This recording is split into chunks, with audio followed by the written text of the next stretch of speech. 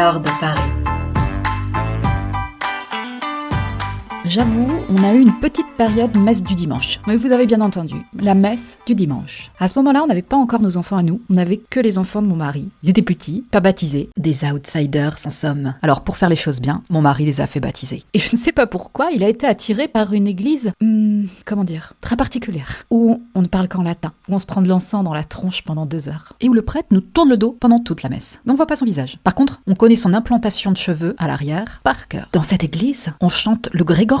Alors tu suis avec ton petit missel en latin. Mais heureusement t'as la traduction, hein. T'as la VF à côté. Sinon mais c'est la galère, tu sais même pas ce que tu dis. Alors tu répètes.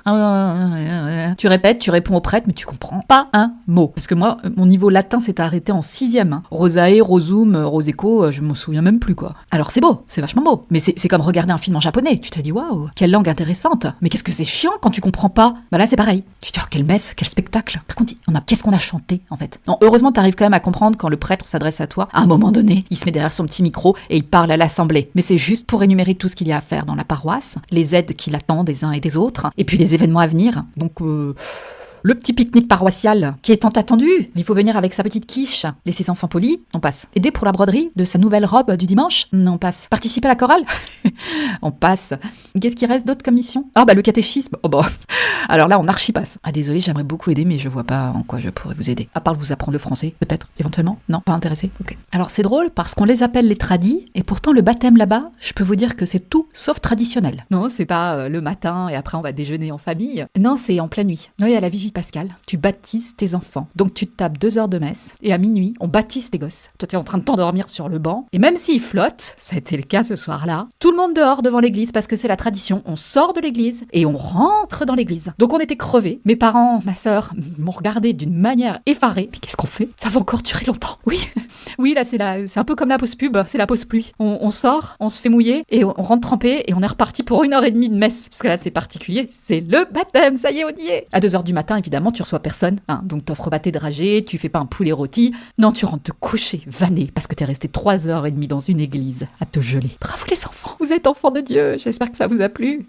Je sais pas si ça leur a plu cette expérience. Et après donc on a continué tous les dimanches matin. Allez, on se réveille. Oh, y a école. Non, y a pas école, y a la messe. Puis tu regardes ta garde-robe et tu te dis non, qu'est-ce que je peux mettre ?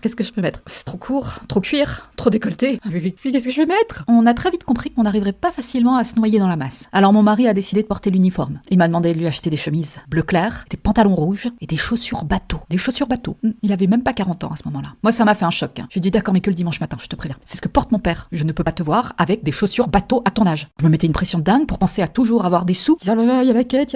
Et puis il faut des pièces pour tout le monde pour que les enfants aient le plaisir de mettre quelque chose dedans. Et un jour, j'ai merdé. J'avais très peu d'argent sur moi. Et du coup, le petit, il avait pas de sous. Alors qu'est-ce qu'il a fait ? Il a fait poignée magique. Quand le monsieur est venu avec sa petite corbeille en osier, moi, mon beau-fils, il a tendu la main et dans un grand geste généreux, il lui a lancé toute une poignée de pièces imaginaires. Le type a regardé la corbeille, hébété. On a eu un peu honte, c'était très beau. Puis on voyait qu'ils étaient pas habillés comme les enfants, les nôtres. On voyait le casting de dingue. Vous avez remarqué, les enfants de chœur ? Ils sont tous magnifiques. Ils ont des coupes de cheveux impeccables. Moi, j'ai jamais réussi à avoir des enfants vraiment bien coupés. En tout cas, les petits garçons, ça a toujours été une catastrophe. Quant aux petites filles, je sais pas, il y a des bestioles qui viennent toutes les nuits leur faire plein de nœuds. Puis après, ça râle quand t'essayes de démêler. Je veux dire, quand elles ont le cheveu propre et peigné, je suis déjà extrêmement fière de mes filles. Mais de là à avoir une petite natte qui part de chaque côté, réunie par une fleur au milieu et un ruban qui coule, non, bah non, pas de ça chez nous. Quant à Tom, il a eu une période jean troué, une période jean trop court, puis une période basket. Oh là là. Elle arrivait très très vite la période basket. Alors essayez de lui dire qu'à la messe on met pas des baskets. C'était des couasses qui s'enferment dans les toilettes pour pas venir du tout. Donc on a dû céder à un moment donné. Et puis tu découvres que tu ne suis pas seulement la messe, tu suis un cours de sport. Debout, ah, ok. Ah, assis, debout, à genoux, assis, debout, à genoux, assis, debout. Ah, ça dure combien de temps ce truc ? Là t'as les genoux mais bousillés parce que soit tu les poses sur un mini banc de bois, soit tu les déposes sur le carrelage. Enfin les dalles de pierre, donc c'est pas droit, donc ça te rentre dans le genou. Non, le génuflexion c'est bien sympa, mais enceinte franchement, non. 4-5 mois de grossesse, mouille, t'as mort, je joue plus là. Et puis à 8 mois, alors là, je m'asseyais sur le banc. Maison magique, ah non, je suis plus avec vous les gars. Faites vos courbettes, moi finito. Moi j'ai compris, après, je prenais une écharpe, je me fabriquais un petit coussin sous les genoux, j'en avais ras le bol. Et puis toujours une étole aussi, parce que dans les églises, même l'été, tu tu te pelles. Ah, qu'est-ce qu'ils ont? Ils se lèvent tous. Ils vont chercher un petit gâteau d'apéro. J'ai faim aussi, tu crois que je peux? Non, j'ai pas le droit. Bah oui, bien sûr. Bah allez-y les enfants, vous avez eu votre baptême, on s'en souvient tous. Belle maman est enrhumée depuis 15 jours. Allez chercher votre gâteau. Et on a tenté, on est allé beaucoup plus loin dans cette phase mystique. On a carrément sympathisé avec le prêtre. Et donc j'avais un prêtre en soutane qui venait dîner chez nous en scooter et qui repartait avec un coup dans le nez après nous avoir parlé de ses saisons préférées de Gossip Girl. Est-ce qu'on pouvait imaginer qu'un prêtre puisse regarder Gossip Girl? Ça parle que de cul tout le temps. Je trouve ça dingue cette histoire. Je vous le dis, mais vous le répétez pas. Je pensais pas un jour avoir un invité pareil. Puis on se rend compte très vite qu'il y a quand même un sacré décalage. Quand il parlait à mon mari de sa femme, oui, votre épouse, je me dis mais pourquoi il dit ça? Je suis là. Ah non, il parle pas de moi, il parle de l'autre. Oui, pardonnez-moi Céline. Aux yeux de l'église, c'est elle, l'épouse de... Je suis désolée, ce n'est pas votre mari. Ah pardon, je croyais. Je porte son nom, son enfant, et c'est pas suffisant. Ok, autant pour moi. Mais... Non, y a pas de mal, non, je me vexe pas. C'est quoi ces trucs de malade? Et l'abbé qui l'a remplacé n'était pas mieux. Quand mon mari est allé le voir, nous avions déjà un enfant à notre actif, et le deuxième en route. Et Vlatipa qui lui demande, mon fils, est-ce que vous vivez comme frère et sœur avec elle? Pardon, qu'est-ce que ça veut dire? Alors, dans la mesure où on a un enfant, soit vous acceptez des trucs vraiment dégueulasses au sein des familles, soit vous nous posez vraiment une question à la con quand même. Et on a décroché. Non, on n'y arrivait plus.